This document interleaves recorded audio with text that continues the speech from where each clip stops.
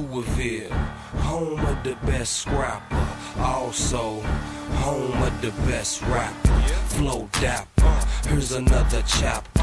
Ride through, attack you, ride away your laughter. This is what I'm after, blowing on that rapper. Purple keep a bunch to blow. I don't serve it though, murder flow. If it goes down, I'm the first to know. What up, what up, what up? It's your boy, Cardinal Red, and we back for some more of that Ali Land Daily Boxing Talk, people. And today we talking how Bob Arum cheated Crawford, Pacquiao, and Mayweather out of millions. Plus, my background footage for today is going to be me showing you guys how to turn a rainbow trout or any fish into a burger. Hope you enjoy. Let's get into it. A lot of it depends on the amount that each fighter wants, it's a guarantee. Because in these times, the pay-per-view market is decimated. It is not what it was. And therefore, how do you pay the fighters, particularly without a gate? You know, the sport of boxing is not what it was a year ago. And it's definitely not what it was 5 years ago when two fighters almost made $500 million for one fight. You know, although Bob Arum is a snake and he cheats his fighters, he makes a legitimate point. How do these guys like Terence Crawford, who can't promote themselves and attract the crowd, expect to be paid these astronomical amounts of money, and you can't even attract the crowd? You know, these guys have to learn that it's a different day, it's a different time. You know, you can't even recoup your money off the gate anymore, so it's time to be humble and kind of accept what you're being paid at this point. I think that's Bob Arum's point. And I'm not on Bob Arum's side, but I'm just saying it's a whole new day and time in the sport of boxing. Terence can certainly do a more vibrant reach out to the press, to the people. I mean, after all, he's associated with the biggest platform in sports, ESPN. And why isn't he utilizing that? You know, this is the business of boxing. Guys like Terence Crawford, they're not spotlight guys. And unfortunately for him, you can't win in this business without being a spotlight guy. You know, Mayweather won because of his antics. You know, he made a lot of money because of his antics inside and outside of the ring. You know, Pacquiao won because he was exciting. You know, he did things no other fighter has ever done. Terence Crawford, unfortunately for him, is just a really good boxer. You know, and that's kind of where it ends. He's just a really good boxer. You know, guys like Teofimo Lopez are making a name for themselves because he's doing things inside and outside of the ring. You know, he's rushing guys at press time. He's on fighters' backs. You know, whenever they're in the public eye, he's right there. And then he's getting in the ring and he's taking down the best. You know, unfortunately for Terence Crawford, he hasn't fought the best competition. He's only beaten the guys Top Rank has put in front of him. No shade to him, but that's not very exciting. It's not marketable. And this is the reason I think he's learning the hard way about the business of boxing. If he feel that way, you know what I mean, he can release me now. You know what I mean? Like, you can just release me. If you feel like you don't have no, you know what I mean, I'm not an asset to your company anymore. You know what I mean? You can release me right now. You don't have to wait till after a Spence fight. Why do you have to wait till after a Spence fight? You know what I mean? Release me now, and you don't have to lose any money no more.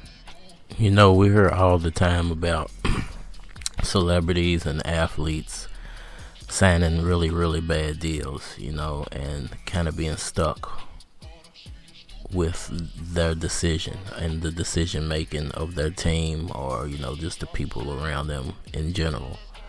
And it seems like Terence Crawford is the latest victim of not knowing business. It's one thing to want to be rich and famous.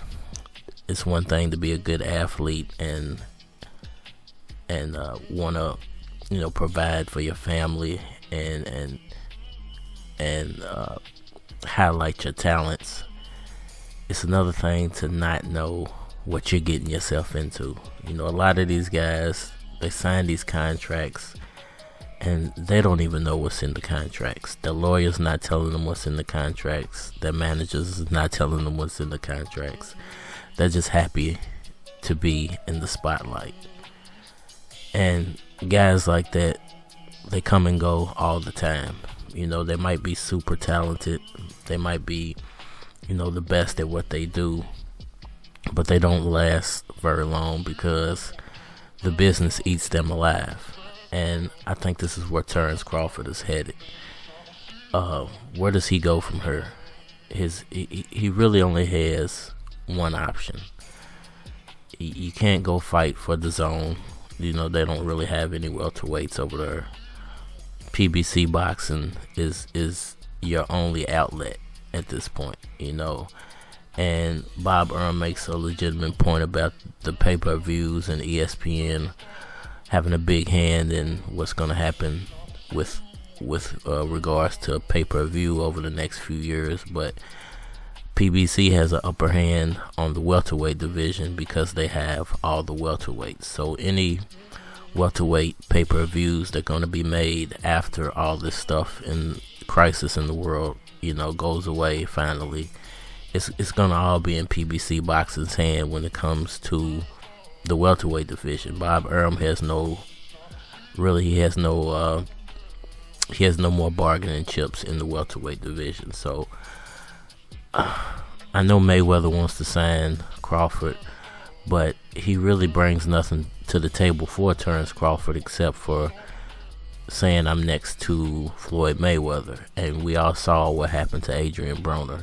Although they were very good friends at one point, at this point in their lives, they act like they can't stand each other. So what was the point of Broner being next to Mayweather? It really didn't bring him anything except for a little bit of fame, which kind of dwindled, and it, in my opinion, it messed up his boxing career, because trying to follow in the path of Mayweather, the antics he got away with because he was ultra talented. Adrian Broner is not on Mayweather's level, so the things that Mayweather did, Broner couldn't get away with. The same goes for Crawford. We see the type of guy that Terence Crawford is. He's not an outspoken guy. He's not a club hopper. He's not a real super people person. He's just a really good boxer. And those type of people get taken advantage of in business because they don't know the business. Even Manny Pacquiao got taken advantage of, not because he didn't know the business, but because he's playing within a business in another country. So I'm pretty sure a lot of the language barrier played a role in why Bob Arum was able to shortchange him and kind of cheat him out of money. Mayweather, when he came into the game, he didn't really know the business. He was a really good fighter, but you could tell he didn't know the business aspect of boxing. This is the reason Bob Arum was able to cheat him out of money, and from what I heard, still owes him money to this day. And now you have Terence Crawford, an ultra talented boxer who's in a situation where he's being cheated out of a lot of money, not due to anything he's done, but just the state of the world and the fact that boxing is no longer what it was when guys were selling thousands and thousands of pay-per-views. It's never going to go back to that. It's never going to be the same as it was when Mayweather took on Pacquiao and made $200 million. Terence Crawford is not going to do that, unfortunately for him. But what he can do is try to escape from the grips of Bob Arum and put himself in the position to fight the best fighters out there. And the only way he's going to do that is to leave Top Rank and go to PBC, where the best welterweights in the world are actually fighting at. Is he going to do that? I don't know. What's in his best interest for him, he's gonna have to figure that out. He's gonna have to get some better people around him so he can figure that out for himself.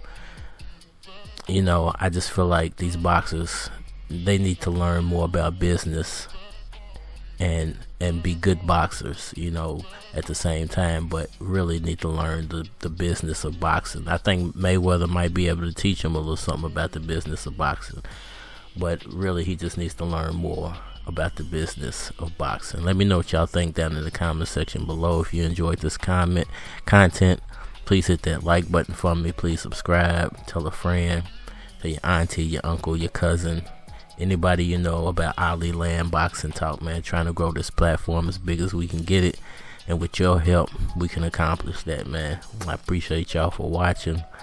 Like always, believe in yourself, follow your dreams, man, and your dreams will come true. It's your boy Cardinal Red, and we out of here. Niggas know what's up.